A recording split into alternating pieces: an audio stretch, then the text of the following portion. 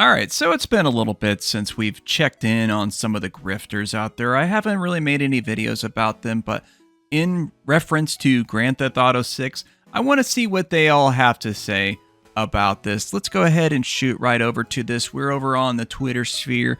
We've got Camelcast, not one that I've covered in a very long time, many years ago.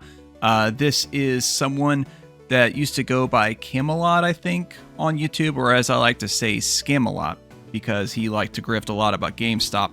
But anyways, he said, this post strangely broke my heart and I can't describe it. Let's look at that post in question. I pay $100 for 2K, Madden, COD every year. You think I'm not going to pay $100 for GT after 13 years? LMAO, get the F on my face.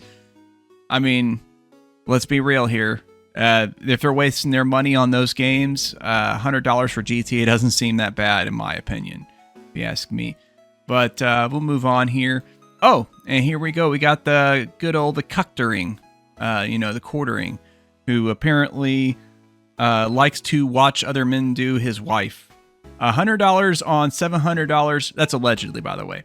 $100 on $700 hardware in 2026. 30 FPS. Yes, because when you've seen how crazy that game looked, which I would have liked to, by the way, in the video I did yesterday, actually show gameplay clips, but Rockstar in the past has been very litigious about that kind of stuff. I actually have a old YouTube buddy of mine who got their channel pulled way back in the day from Grand Theft Auto 4 related stuff. So I guess I'm a little out of the loop on that, but yeah, pretty hot take on that in my opinion. You see the quality of the visuals and the gameplay and everything like that. And, given the fact that this is just on the PS5, I mean, 30 FPS is pretty understandable, I think. Okay. Oh, and we got to throw in a little bit of a SmashJT right here.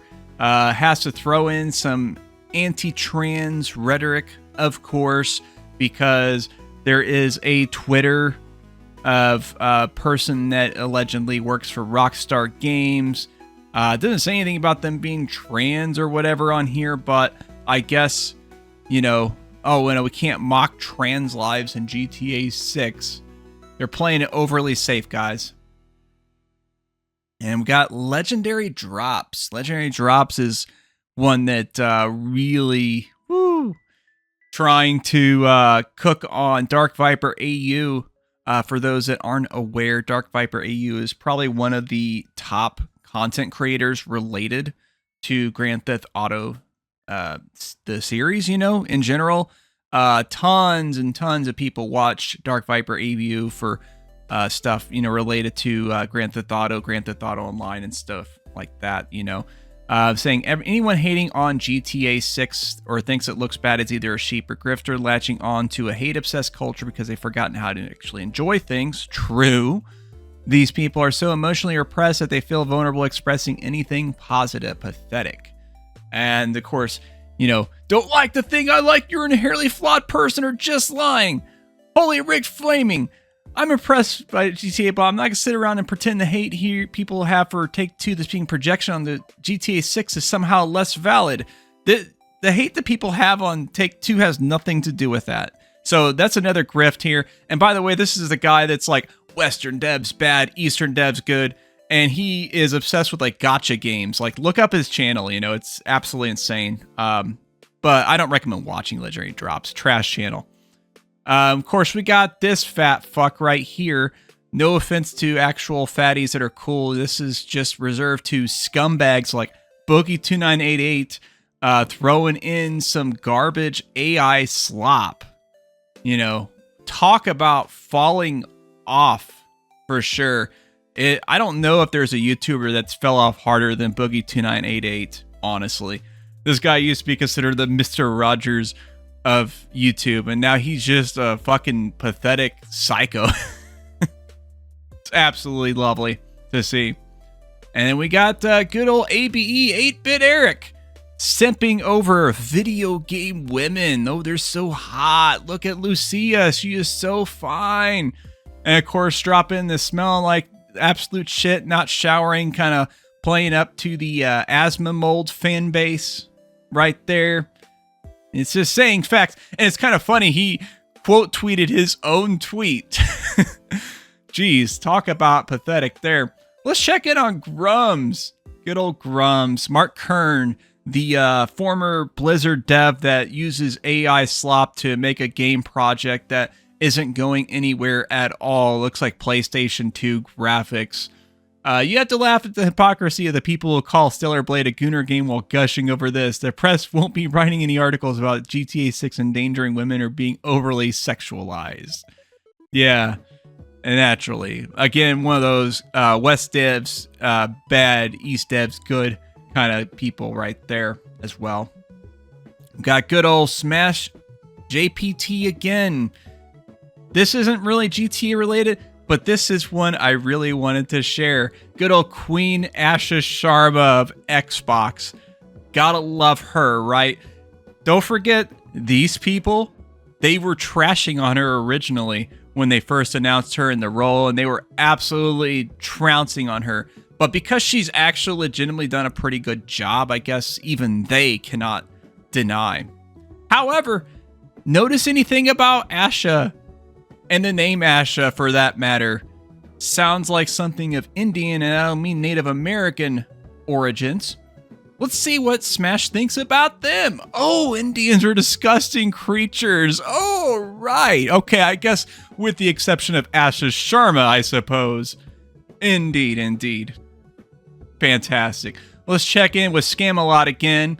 Pretty much every single IRL streamer has 50k to 100k totally legit concurrent who suspiciously has ties to industry, our industry plants. It's modern day reality TV. Sounds like he's a little jealous that he doesn't have a character cameo in Grand Theft Auto 6, if you ask me. I'm not really familiar with Neon or Ne3ON or whatever. I guess I'm thinking it's Neon, obviously, and they're just being cute with the 3 being the E. That's a common thing, of course. Having a character that is stylized after them in the game, I think that was probably something that they were probably really happy about. But I digress. We're going to check in an 8-bit Eric again. No context needed here, I would say. Let's not elaborate on that one. Oh, I asked ChatGPT to make her beautiful. Oh, this doesn't bode well. We've got some different takes here. I thought that she was hot. She's not hot according to SmashJT. He has to throw in the AI filters to add in some extra color and shine and all that good stuff, you know, because the game graphics ain't good enough, people. They just aren't. We got Scamalot here, of course, scamming you with another lie that never happened. This never fucking happened. He did not do this. But this has nothing to do with GTA, I guess. I mean, it does because of the person he's talking about here.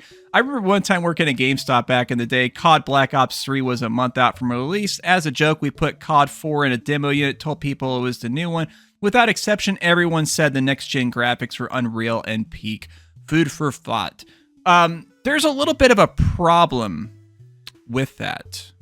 I don't think you were able to play last-gen games on that current generation of hardware. So that exposes a lie right there, at that time at least. The Xbox backwards compatibility came at a later time.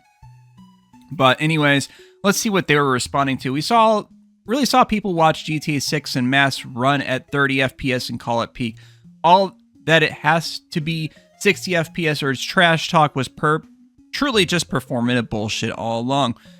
Yeah, I totally agree with that. I think part of the reason, though, is that the graphical design between the current generation and the previous generation, for the most part, has been pretty minimal. And I think that's why a lot of people were expecting at least 60 frames a second. I was like, if you're not going to really give us better graphics, could you at least bump up the fucking frame rates? And Rockstar, you know, was like, okay, well, we're going to still do 30, but we're going to get you with those better graphics, because holy shit. You know, for sure.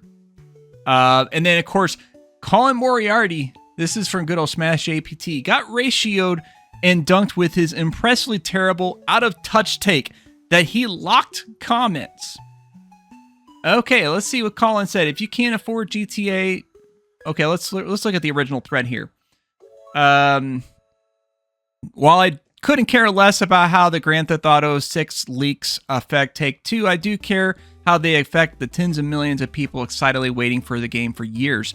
Leaking and spoiling entire swaths of the game is straight up loser behavior, undeniably corny. And by the way, not only is it loser behavior, but also the leaker used this as a whole crypto scheme, and he apparently did a rug pull, got like $240,000 earned off of that. And then, of course, also loser behavior is actually buying that kind of crypto, thinking you're going to get some kind of more leaks from GTA 6, when those leaks were kind of fucking garbage to begin with. I'm honestly would not be surprised if those were AI-generated prompts based on assets that maybe they did legitimately get from somebody inside of Rockstar, because Rockstar does have a little bit of history with the fact that they were union busters and stuff like that. I don't know what the whole situation is with the Rockstar union effort is now, but, you know, there was some legitimate reasons to hate on him for that. So this other person said, when are these dudes going to call out Rockstar and their greed? When are they going to say $100 and $80, $100 too much and we haven't seen gameplay? No, they're just complaining about dudes showing more gameplay than Rockstar has.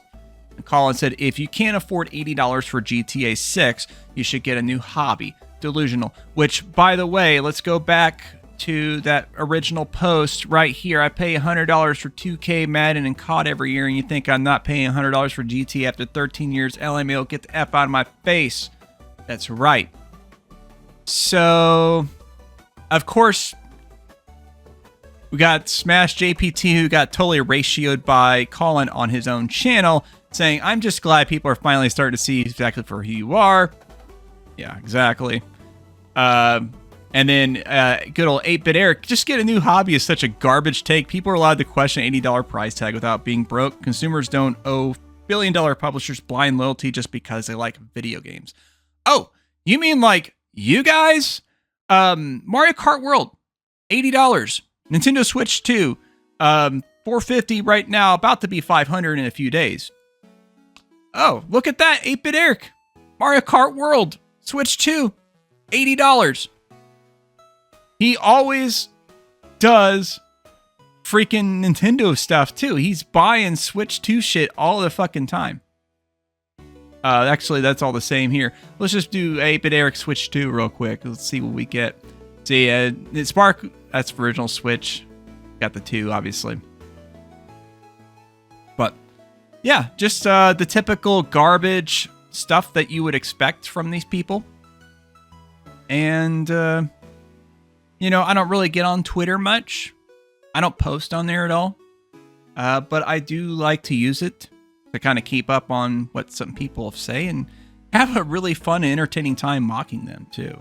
So, that's all I use it for. And so I hope you guys have enjoyed this video. If you did, please be sure to check out the video right above me. It's the most recent one that I did, of course. And the algorithm's going to send something to you that it thinks is going to be fire over in the other corner. And thank you very much again for watching. Stay tuned and don't forget to subscribe if you haven't already. But that's going to be the last line.